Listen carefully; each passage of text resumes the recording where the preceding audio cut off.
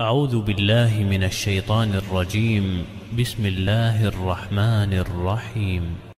ولقد كتبنا في الزبور من بعد الذكر أن الأرض يرثها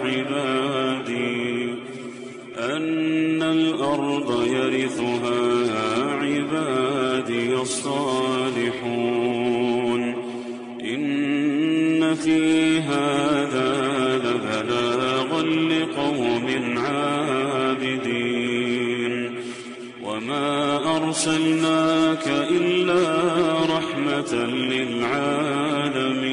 الحمد لله، الحمد كله لله، نحمده سبحانه وتعالى ونستعينه ونستهديه ونسترشده ونعوذ بالله من شرور أنفسنا وسيئات أعمالنا. من يهده الله فهو المهتدي ومن يضلل فلن تجد له وليا مرشدا، وأشهد أن لا إله إلا الله ولي الصالحين، وأشهد أن سيدنا وحبيبنا وعظيمنا ومولانا ودليلنا ومعلمنا وشفيعنا محمد بن عبد الله. اللهم صل وسلم وبارك على سيدنا محمد وعلى آله ومن والاه، كما صليت وسلمت وباركت ربنا على آل سيدنا إبراهيم في العالمين إنك حميد مجيد. أما بعد، معاشر المسلمين، أوصيكم ونفسي بتقوى الله سبحانه وتعالى، إذ يقول في محكم التنزيل: يا أيها الذين آمنوا اتقوا الله حق تقاته ولا تموتن إلا وأنتم مسلمون. يا أيها الذين آمنوا اتقوا الله وقولوا قولا سديدا يصلح لكم أعمالكم ويغفر لكم ذنوبكم، ومن يطع الله ورسوله فقد فاز فوزا عظيما. اللهم اجعلنا وإياكم من الفائزين فضلا منك ونعمه. أحباب رسول الله، ما زال حديثنا عن البحث عن المعنى لحياتنا، وآخر ما تحدثنا عنه أن بدأنا عن سبر أغوار سيرة المصطفى صلى الله عليه وسلم، لنأخذ منها معاني تعيننا على أن نسقط إذا أسقطناها على حياتنا، لتضفي عليها معنى حقيقيا يتوافق مع مهمة الخلق التي أوكلها الله إلينا. وتحدثنا في الأسبوع الماضي عن أهمية الاستقرار في الأسرة، الذي يعطي بذلك المعنى الحقيقي لحياة الإنسان المؤمن. فتتميز حياته الأسرية على وجه الخصوص بالاستقرار والسكينة والمودة والرحمة، فيشع نورها في المجتمع الذي تلخصه الأسرة إذا كانت حقيقة متماسكة، وإذا كانت الأسرة تسلك طريقا وتبحث فيه عن معنى حقيقي لدورها في المجتمع. Chers frères, chers sœurs, on est toujours avec le sujet à travers lequel on cherche tous à donner du sens à notre vie. Et on a essayé de prendre le modèle prophétique, sallallahu alayhi wa sallam, trop bien aimé, autant que excellent exemple que Dieu subhanahu wa ta'ala nous a exposé dans ce livre. Et on a commencé avec la famille du prophète sallam et son couple. Comment le prophète sallam avait transmis cette sérénité, cet amour, cette affection, cette douceur, cette rahma à l'humanité à travers son couple. Comment il nous a donné cet exemple à celui qui veut vivre sa vie au sein de son couple, une vie où l'énergie il est toujours renouvelable. Et après, bien évidemment, c'est toute la société qui va en profiter de cette sérénité, de cette douceur et cette affection. On a parlé la semaine dernière de la première étape qui concerne le choix.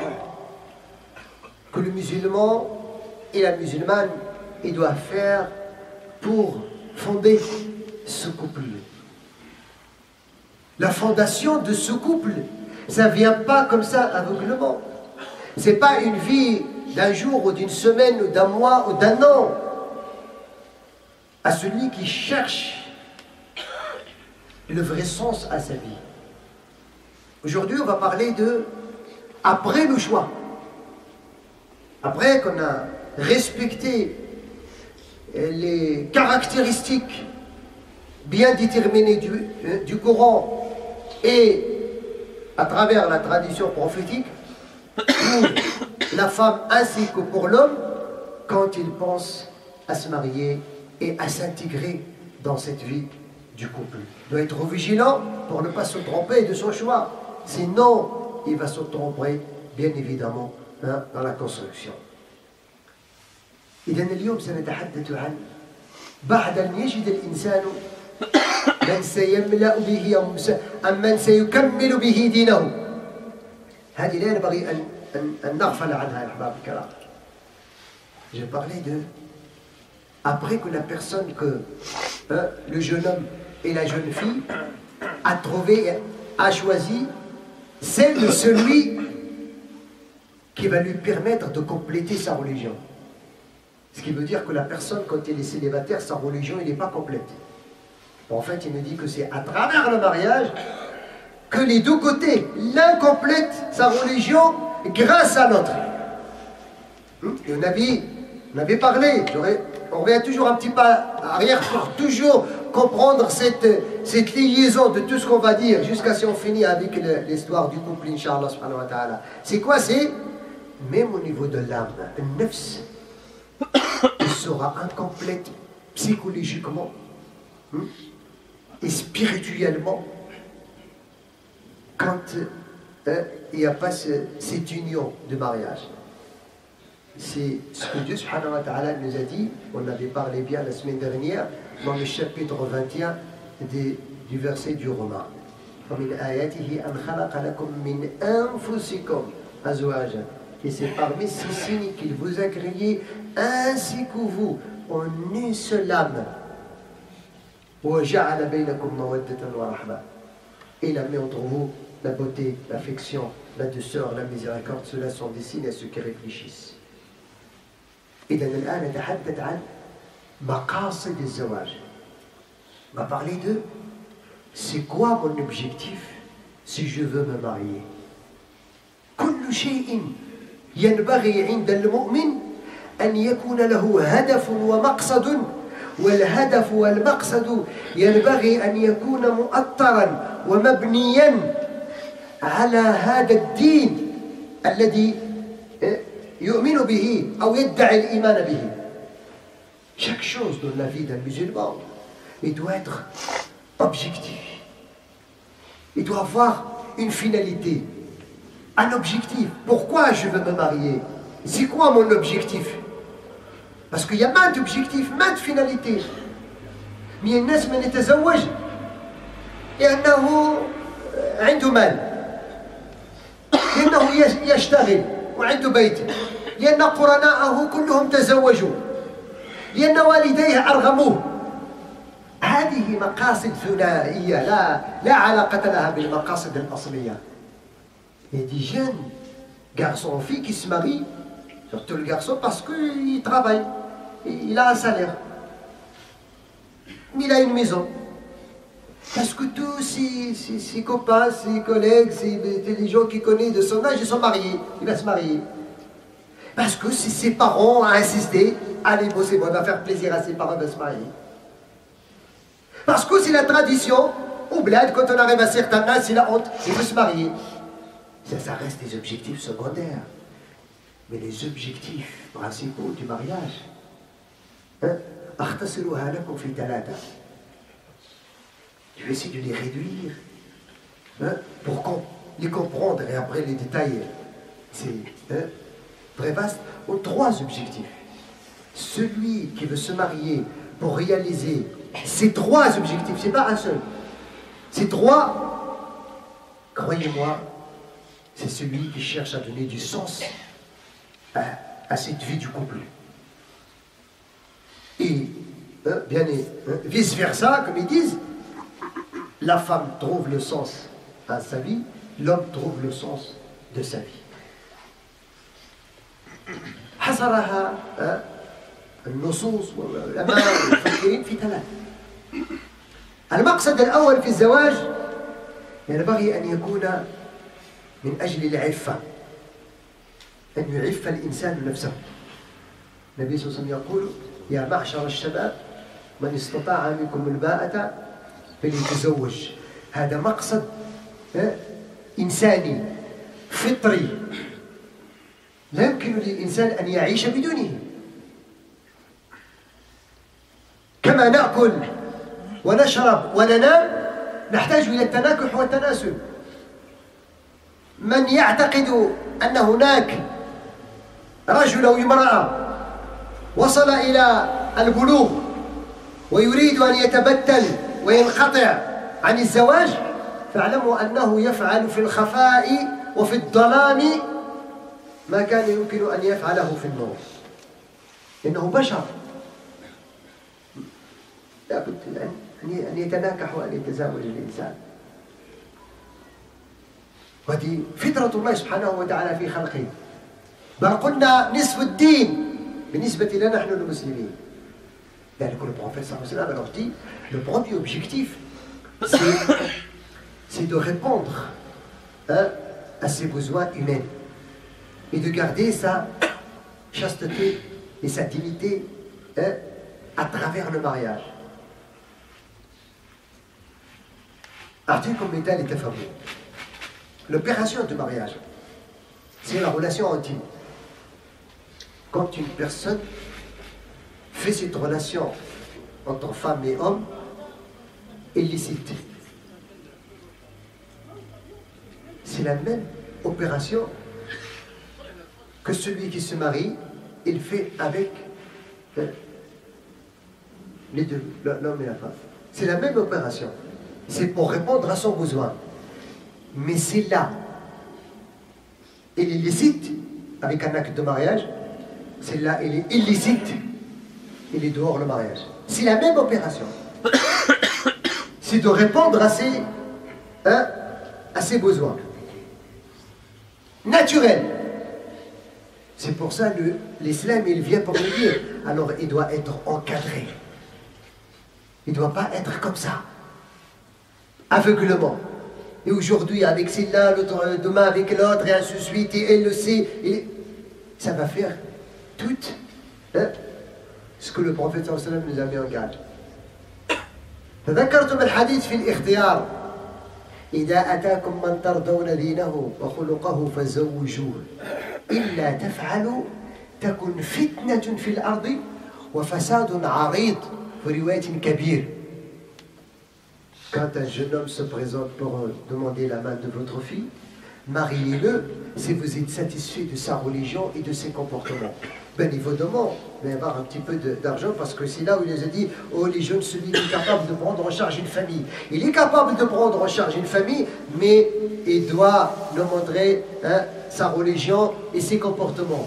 Si on ne fait pas cela, en fait il a dit « Vous participez à une tentation et une corruption large sur terre. »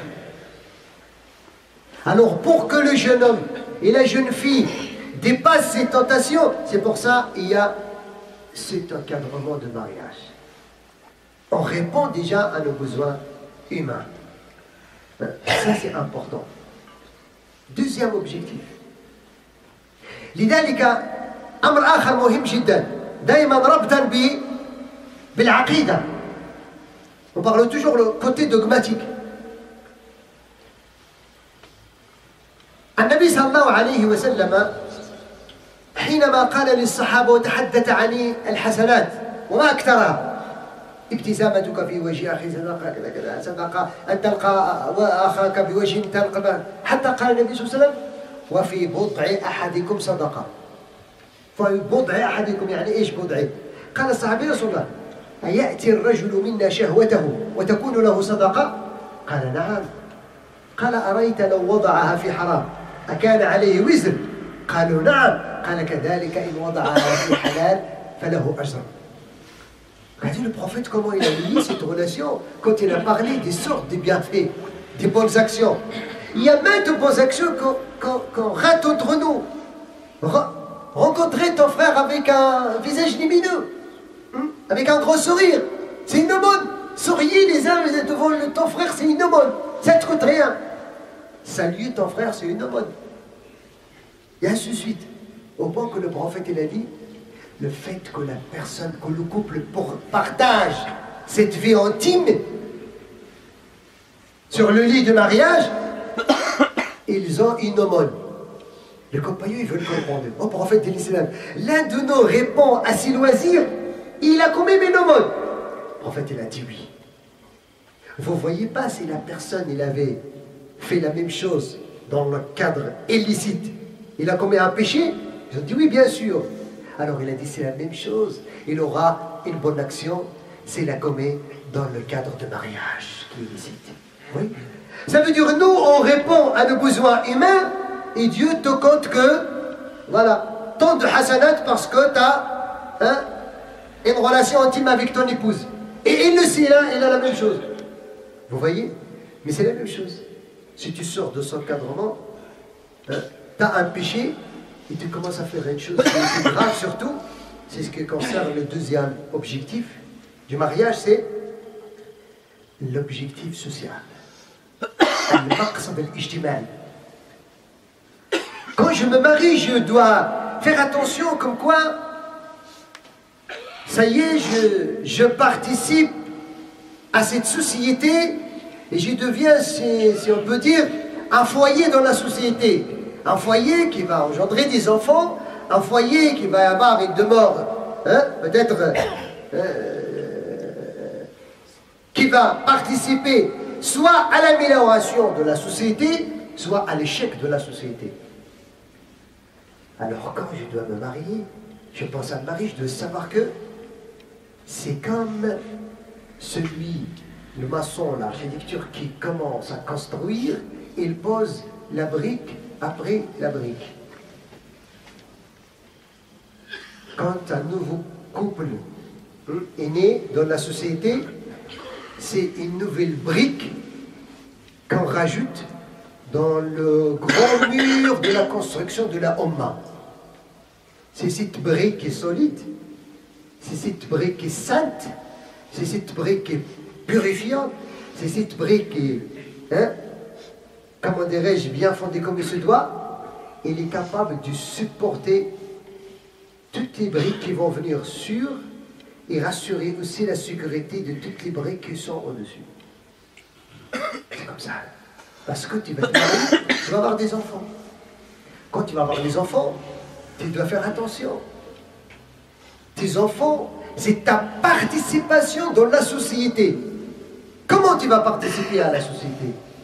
Est-ce que tu vas donner à la société une génération bien éduquée, une génération qui va améliorer le niveau de la société, au niveau du savoir, au niveau du social, au niveau économique, au niveau politique, dans tous les domaines?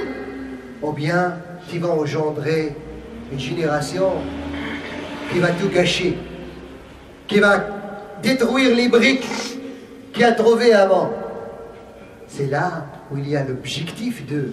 C'est pour ça le prophète ici, il intervient pour nous dire Kullukum ra'in wa kullukum mas'ulun an ra'iyatihi. On ne fait jamais attention pour poser la question.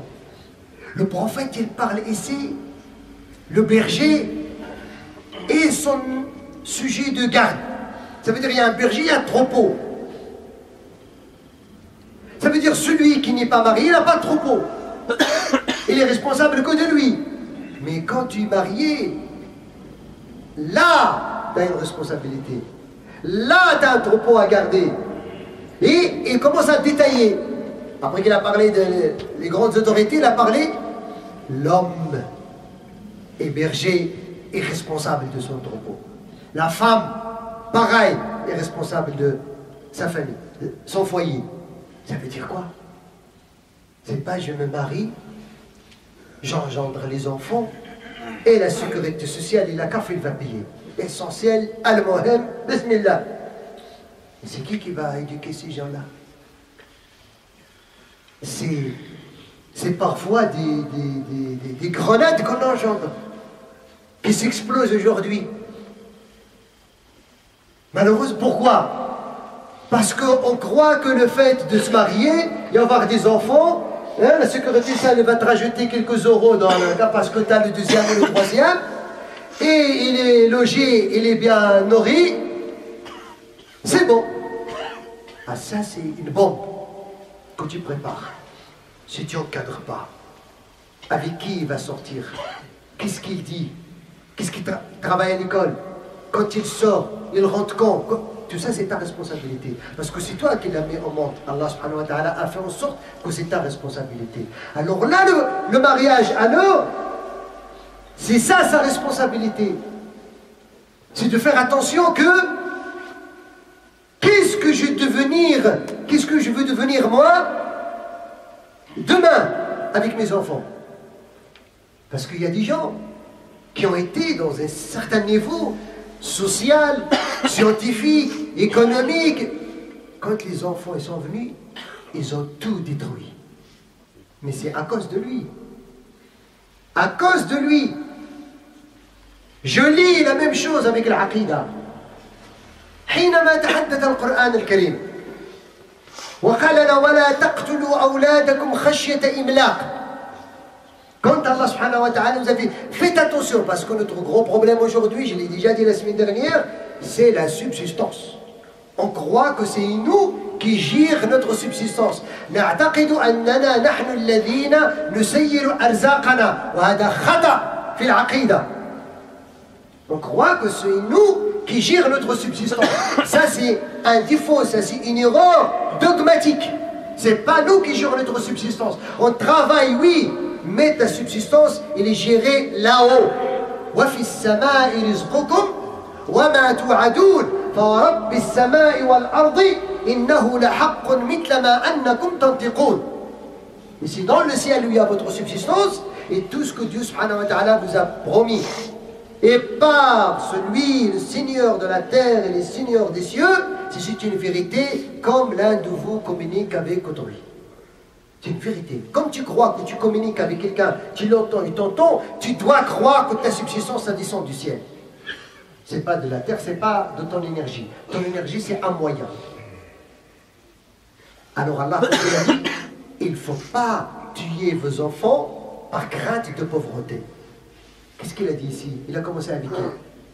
Nahnu narzuquhum wa iyyakum. Il ne faut pas tuer vos enfants par crainte de la pauvreté. C'est nous qui leur accordons leur subsistance ainsi que la vôtre. Il a commencé avec celle des enfants. Malgré c'est le père et la mère qui se débrouillent pour chercher la subsistance à ses enfants. Allah il a commencé ici, il dit, il ne faut pas croire que le fait que vous avez des enfants, il faut travailler jour et nuit, la brocante et le marché et le ménage. Il qui travaille 4 métiers par jour. Pourquoi? Parce qu'il veut que ses enfants vivent dans le confort. Mais quand tu le trouves, ces enfants-là, 5 ans, 6 ans, 7 ans, 8 ans, 10 ans, 15 ans, le père il n'est jamais là. C'est quand il va apprendre à prier, c'est quand il va apprendre qu'il est responsable, il y a ainsi de suite. Alors ça, c'est un objectif qui est très important. C'est pour ça que certains savants ils disent الزواج تعتريه الأحكام الخمسة فيكون واجبا ويكون مستحبا ويكون مكروها ويكون مباحا ويكون حراما. Les savants disent que le mariage il peut avoir 5 façons comment dirais-je, du jugement. Il peut être obligé que la personne doit se marier dans certaines conditions. Il peut être autorisé seulement. Il peut être fortement recommandé. Il peut être répréhensible. Il peut être illicite. Dans le cas où tu ne vas pas prendre en charge cette fête. C'est pour ça qu'on vous lisez, par exemple, le Bukhari et le Nawawi, par exemple, ils ne se sont pas mariés. Vous connaissez ou pas? Le Bukhari, le Nawawi et d'autres. Ils ne se sont pas... Pourquoi? Parce qu'ils ont trouvé que si jamais ils se sont mariés, ils vont négliger cette responsabilité parce qu'ils ont consacré toute leur vie à la science. Ils ne sont pas mariés. Ça, c'est le Bukhari. Il connaît les versets de l'incitation et de la sunna de mariage mieux que moi et toi. Et c'est lui qui nous a transmis d'ailleurs. Mais il connaît aussi la responsabilité. أقول قولي هذا وأستغفر الله واستغفر الله.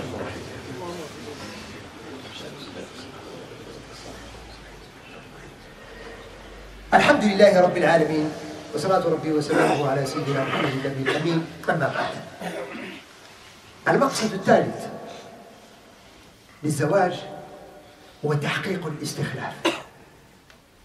الإنسان حينما يتزوج إذن ينبغي أن يعرف أنه تزوج والله سبحانه وتعالى ركب فيه هذه الغريزة لأنه كلفه بمهمة.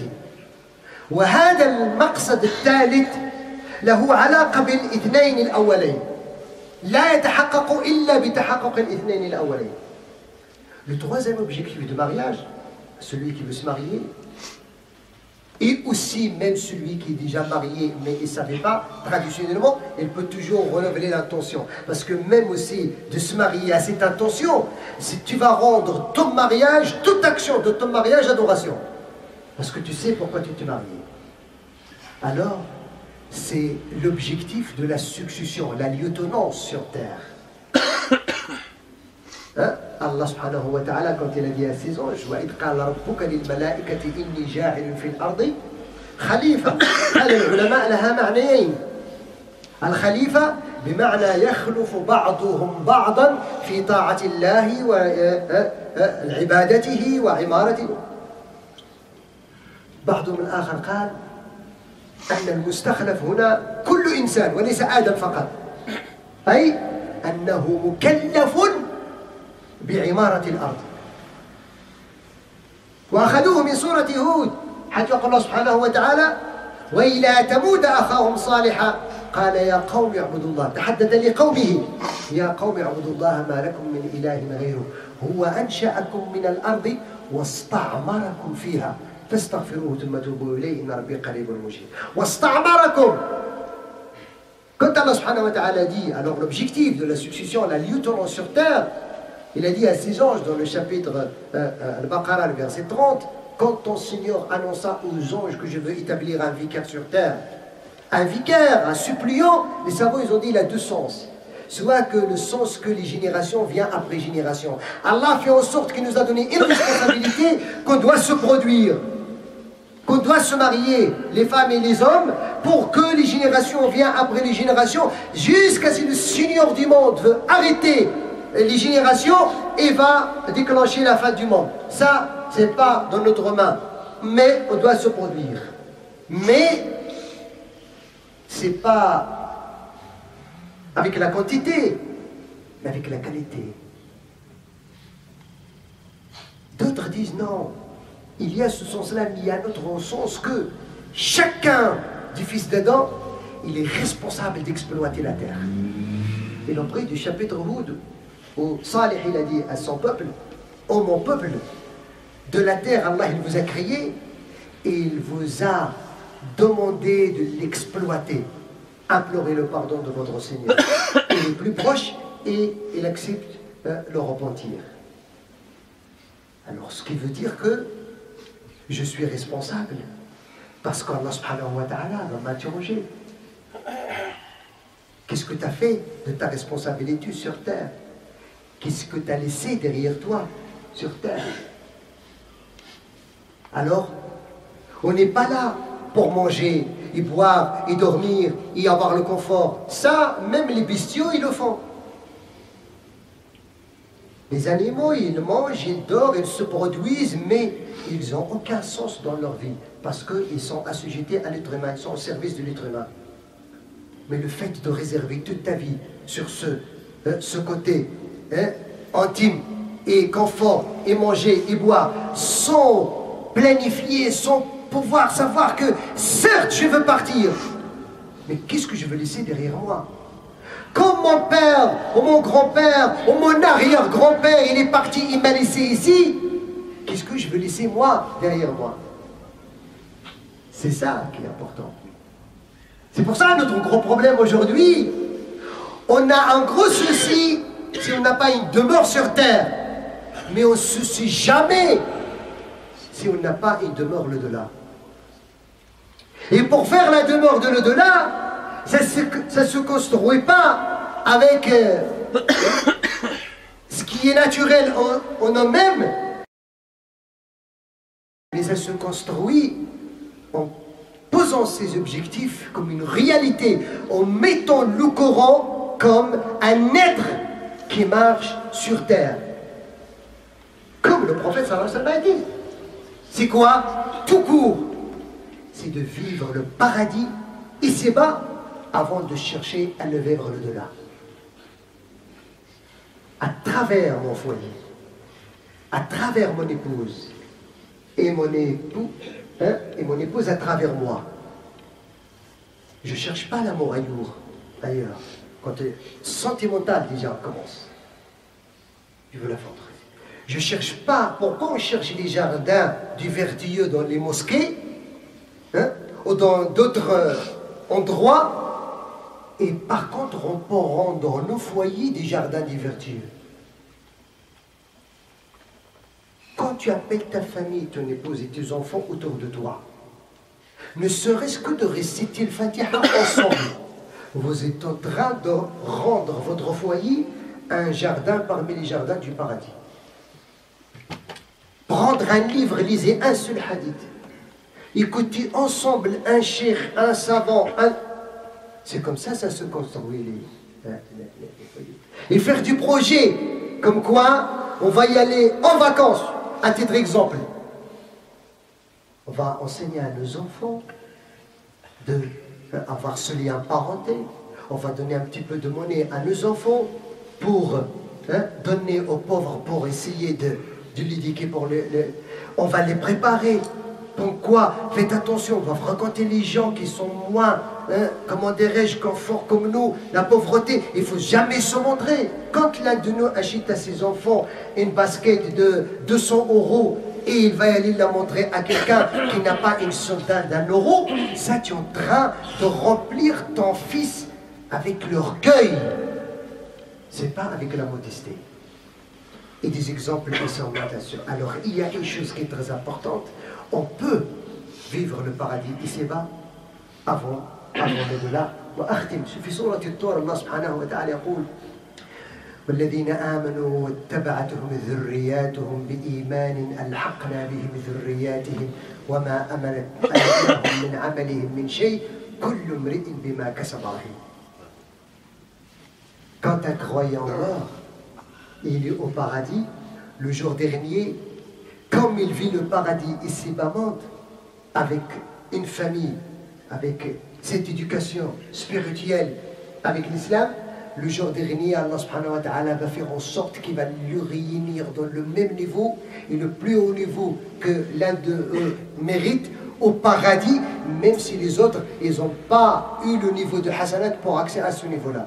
Comme l'a dit Ibn Abbas, خرجه ابن كثير. أسأل الله لي ولكم التوفيق والسلام. اللهم الهمنا الرشاد والسلام جعلنا من عباد الصالحين المصلحين. اللهم إنا نسألك أن تجعل بيوتنا بيوت رحمة وبيوت مودة وبيوت سعادة. اللهم الهمنا الرشاد والسداد. اصلح لنا أزواجنا واصلح أزواجنا لنا واهد أولادنا واجمعنا على طاعتك ورضوانك ولا تجعل منا ولا معنا ولا من بيننا يا رب شقيا ولا محروما. اللهم أعنا على تربية أولادنا تربية ترضيك عنا. اللهم لا تخيب فيك رجاءنا واجعلهم لنا يا رب قرة أعيننا. اللهم يا رب إنا نسألك يا حي يا قيوم يا ذا الجلال والإكرام أن توفقنا لتربيتهم تربية ترضيك عنا. اللهم حبب إلينا وإليهم الإيمان وزينه في قلوبنا وكره إلينا الكفر والفسوق والعصيان وأرنا وإياهم الحق حقا وارزقنا اتباعه وأرنا وإياهم الباطل باطلا وارزقنا اجتنابه. اللهم يا رب احفظنا في هذه البلاد في ديننا وفي بيوتنا وفي أزواجنا وأولادنا وشافي مرضانا وعافي مبتلانا واهد ضالنا. اللهم انصر دينك وانصر شريعة نبيك وانصر عبادك الصالحين وانصر المظلومين في كل مكان إنك نعم المولى ونعم النصير. رب اغفر وارحم وتجاوز عما تعالى فأنت العز الأكرم. وصل اللهم وسلم وبارك على سيدنا محمد والحمد لله رب العالمين وأقم الصلاة.